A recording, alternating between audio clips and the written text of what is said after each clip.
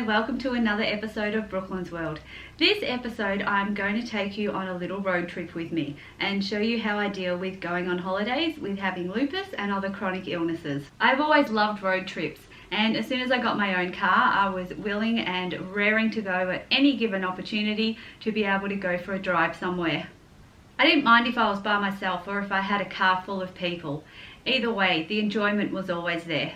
I was free and always on a mission or adventure of some kind.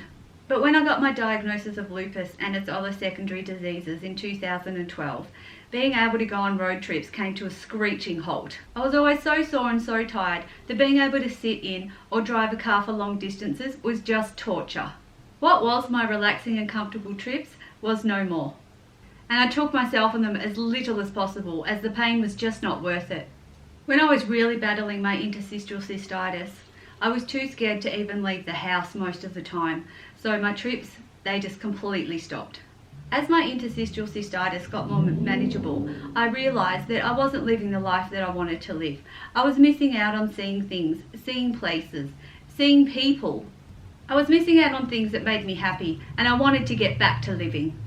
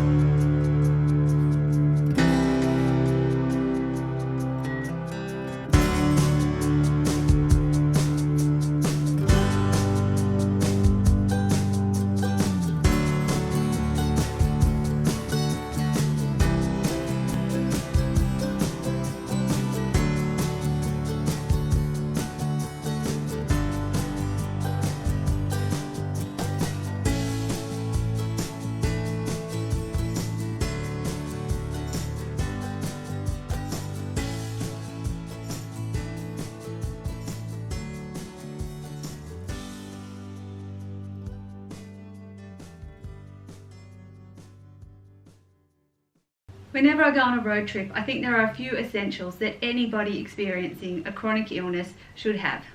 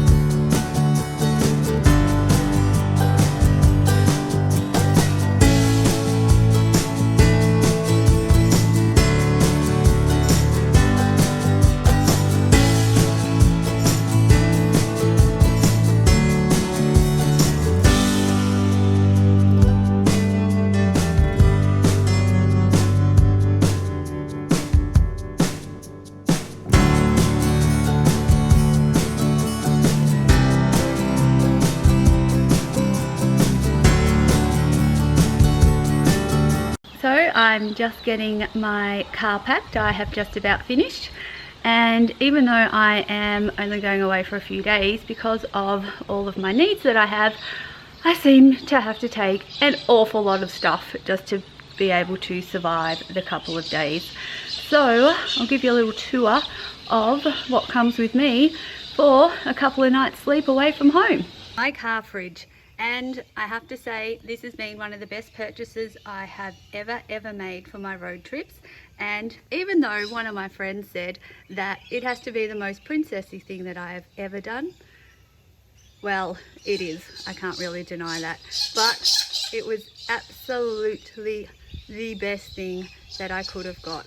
It holds everything that I need, keeps everything cold, especially the very important items such as my little snicky snacks. Can't have chocolate melting on the road. That would just be wrong. Caramello koala. And then make sure always got cold water, and all my medicine goes in there as well, because some types of medicine don't like to be made hot. So off we go. I'm just going to pack this little baby up and then we will hit the road soon. And my packing is done. Snacks, water, medication, and then I made myself a few dinners to take with me along the way too, just to make sure that I've got something that I can eat. So apart from my fridge that is all packed, I also have to take my little goodie bag that is all of my stuff for charging myself. I also have in here, that's just a toiletry bag, nothing exciting. I have my bag of clothes, which really, most normal people, that's all that you would take. But no, not me. Down here, got laptop bag. So here I go, I'm about to adventure on my little road trip. I hope that you enjoy the ride with me. So I'm just having a little bit of a chill out, my first pit stop on the road trip.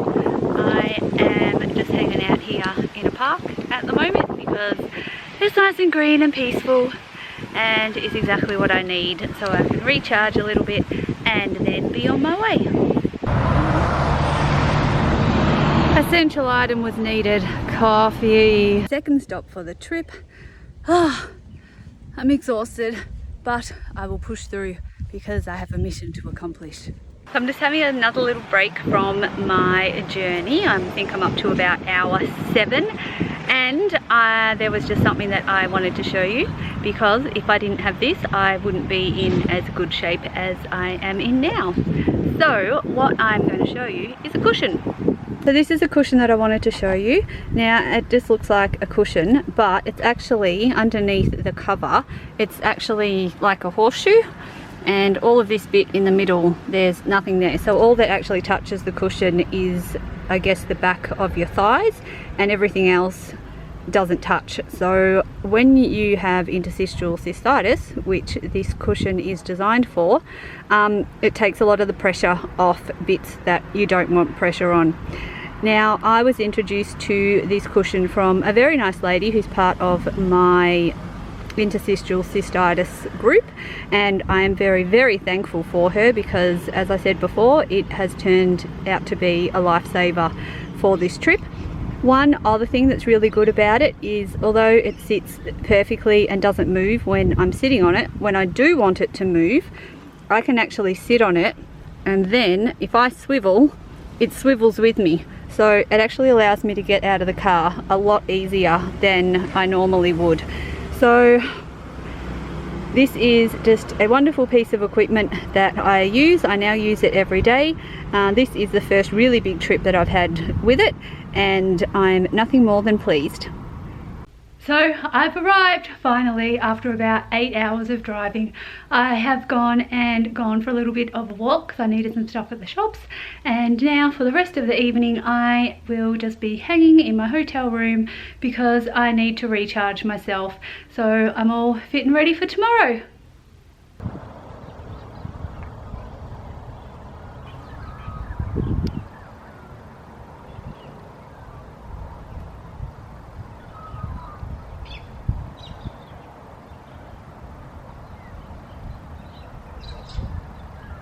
So for anybody who watched my previous video on self-care, I was speaking about some of the things that I like to do, and one of them at the moment was discovering my family tree. So I did manage to do that, managed to get it all the way back to the year 1010, which I thought was pretty good. And then while I am on this holiday, I have decided that I will go and try to find the grave sites, the final resting place of my relatives who came out here to Australia, and therefore my family line started here. This is where they are, somewhere in here.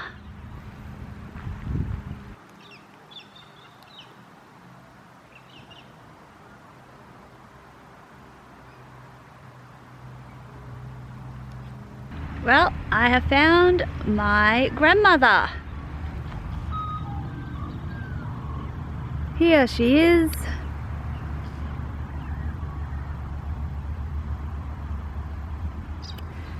Sitting there all by her lonesome.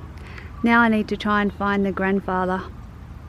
So I am back from the cemetery, and I thought that I'd just have a look at the family tree that I had made up, and it turns out that the people that I was looking for at the cemetery were my 5 times great grandparents. So it's quite a little while back. Now, as pleased as I was to be able to find my grandmother, I was not able to find my grandfather. So he continues to be a little elusive, but I will find him.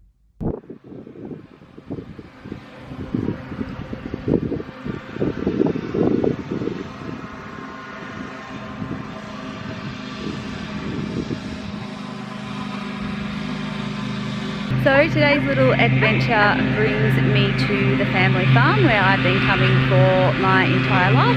I pretty much had every single Christmas here up until I was about 14, I think, and then since then I've just randomly visited whenever I'm in the area. So while I was down at the farm, I thought this would be a great opportunity to be able to charge myself, because I seem to be running out of time every day and I haven't done it on this little trip yet. So I've brought along my charger, which is now connected to me. So this will charge my neuromodulator that I've got doing the left side at the moment, and something's very strange because it's allowing me to walk around and have a little bit of a look around the place while I'm being charged, which it doesn't usually let me. So there's something extra special here on this property.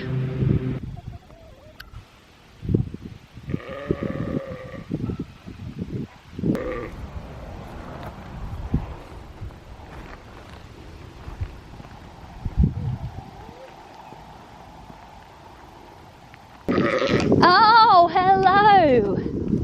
Am I about to have some friends? Am I about to have some friends?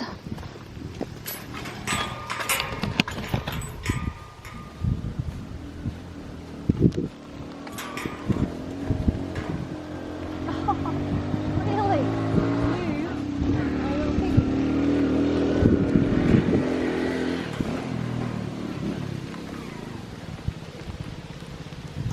You wait your turn.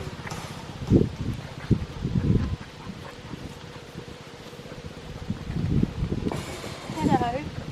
Hello.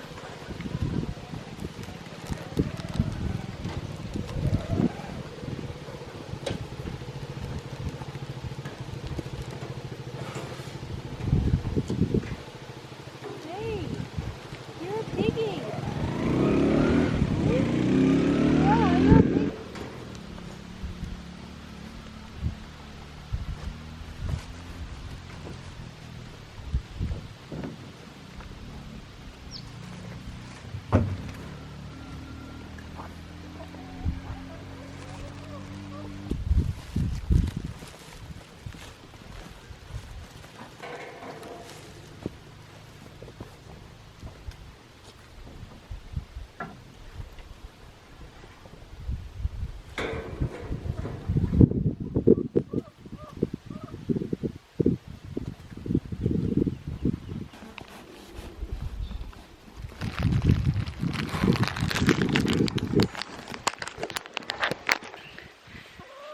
So here I am with my friends the sheep.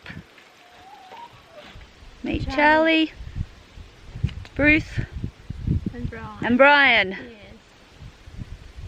And Charlie's a bully. Someone's getting a little bit impatient. I think somebody wants some more bread.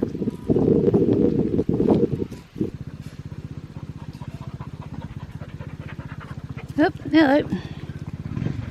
Hey pup, what's going on?